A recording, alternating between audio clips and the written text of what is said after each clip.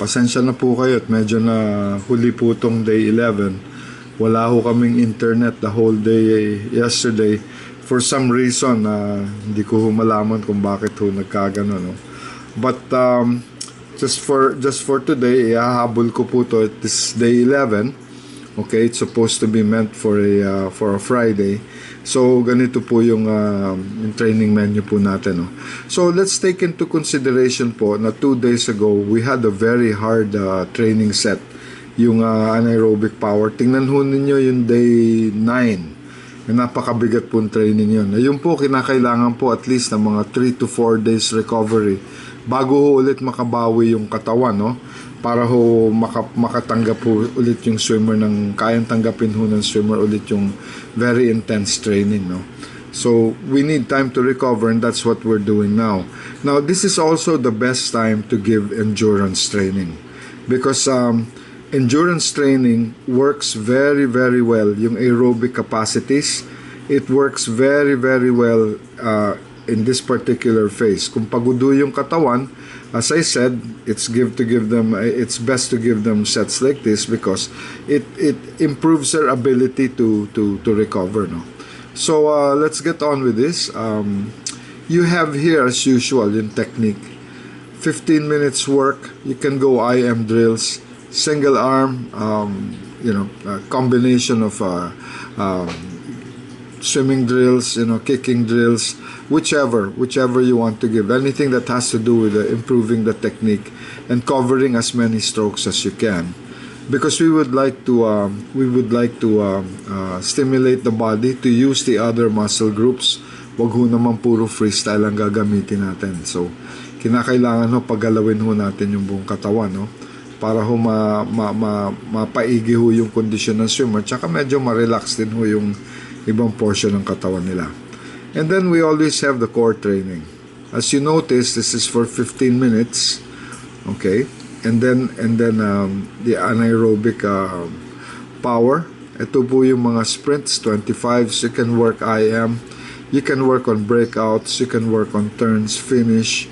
Okay? Anything that has to do with exercises that will last for 10 seconds na fast. Rambulin ho nyo para iba-ibang muscle groups ang nagtatrabaho. And then here our main set is just aerobic capacity 1 with kick. Na napupuna po ninyo, palagi ko hong kinukonsider to, nilalagay ko ho palagi tong kick. It's either I put it out in front or I put it here at the bottom. Okay? Ang dahilan po niyan, talaga grabe ho magbigay ng endurance to. Kasi when you use your legs, especially when you're kicking freestyle or doing flatter kick, the leg muscles are much bigger than the upper body muscles.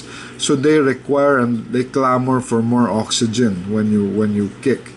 So talagang nakakaigi ho to to work the aerobic capacity and to get the endurance that we want, no?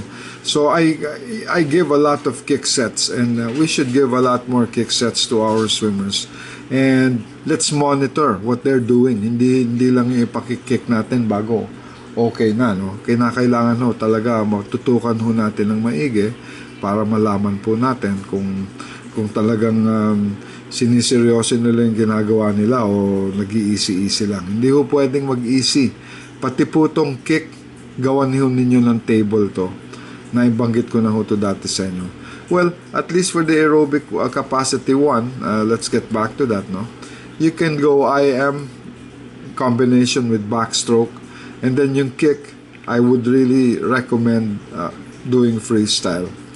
And I'll show you videos later, at the soonest possible time, kung ano po tong push down. Kasi as I mentioned, hindi na ho kami talaga gumagamit ng kickboard. Because the kickboard, iba ho yung position ng swimmer sa tubig. It is not a good position for the swimmer to kick using a kickboard. So instead, I use the pull buoy with the arm straight forward, and then I push it down with snorkels, and that's how we kick. So I'll show a video of this later on, no? very soon. Okay, and then ito, this is very simple. All you have to do is just you have to execute this with gear. You can use fins because this is just a recovery set anyway na mahaba. Ang mapupunahunin nyo dito, ito 35 minutes long. Okay, and then here I would recommend that you swim freestyle. Okay, and I would recommend that for 30 minutes they do hypoxic training. Okay, yung mga may kaya po, ang magandang ibigay ho dito yung mga 800s, 400s, 800s with very short intervals, no? Kung hindi ho kaya, kagaya ho na nabanggit ko dati, you can break it down. Basta ang importante po, nami-maintain po yung stroke at saka nami-maintain po yung aerobic capacity one time, no, sa table nila. Very important po yun. Okay? And then dito, they can use their hand paddles with the pull buoys on, since we're going to pull. Recovery set lang naman ho to, pero nanonotice po ninyo napakahaba because that's what we're really training for, recovery, no? So anything you do 50s or 800s, the work work hours, the work time has to be expressed in minutes, no? So it should be 30 minutes. Okay, in technique, this is practically the swim down portion. You can do drills for main stroke. You can do anything with this. Okay, this will last for 10 minutes before you give them, before you get them out of the pool and ask them to do their flexibility or their static stretching. Okay, so that ends the morning workout. It's very simple. Medyo long, no? But it's much easier than 2 days ago. And then wag ho natin kalimutan to, yung snack. Very important. Very, very important po yung snack. Okay? So, sa hapon po, it is a must that the swimmers train in the afternoon. Hindi ho magte-training, gawa ho ng masasayang ho lahat ng ginawa ninyong trabaho, because specifically because swimming is an endurance sport, no? So you need to train a lot for endurance. So please tell your swimmers and your parents not to miss training. Not to miss training. It's very, very important. Okay? And then dito, you can just do technique for 15 minutes. You can do your main stroke, or you can do practically anything here. You know, I would go IM. The core training, you may want to work on the opposite muscle group. You may want to do core training on your back. Kasi medyo puro halos naka-front ho lahat, no, yung training natin na ginagawa for the core. And then here, we have a little speed work combined with an aerobic capacity swim, a recovery swim. And it goes like this. You just have to make 4 sets. I would advise recommend that you go 1 set free fly, 1 set back, 1 set breast, 1 set free, no? 4 sets po. Okay? For anaerobic power, 2 minutes work, it could be starts, turns, 25s, basta sprints. Anything that's going to last for 10 seconds na explosive effort. Pagtapos po nung 2 minutes, bigyan ho ninyo sila ng aerobic capacity 1 swim. Okay? And I would recommend that they do about 10 to 15 minutes here. Hindi ko na lang ho sinulat, bahala na po kayo kasi medyo recovery lang naman ho talaga yung workout na dapat natin gawin for today.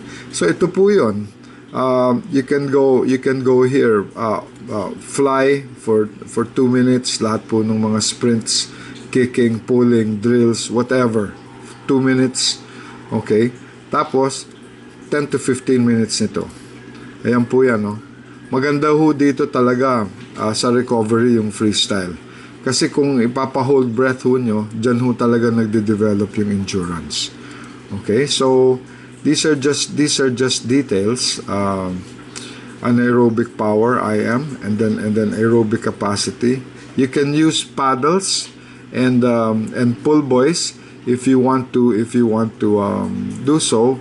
You can use backstroke also here. You can swim backstroke for this, but I would recommend that you swim freestyle. And if you're going to do that, you might as well have them do a hypoxic set, okay, wearing gear. Okay lang po yan, okay? Pwede hong mag-pulling, pwede hong paddles, snorkels, and fins. Pwede din po. Kayo pong bahala, no? And then the usual, okay? You're going to do your flexibility routine, puro static stretching to. It's good for 10 minutes, okay? And then, it's snack time again, okay? So, for day number 11, which is supposed to be today, Friday, ito po yung training menu.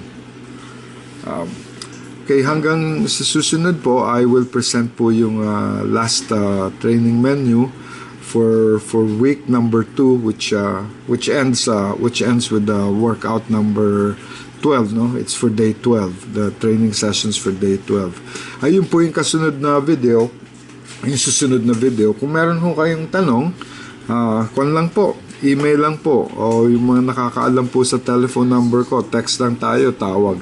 Meron ng mga coaches tumatawag po, tsaka nagtatanong din po sa akin.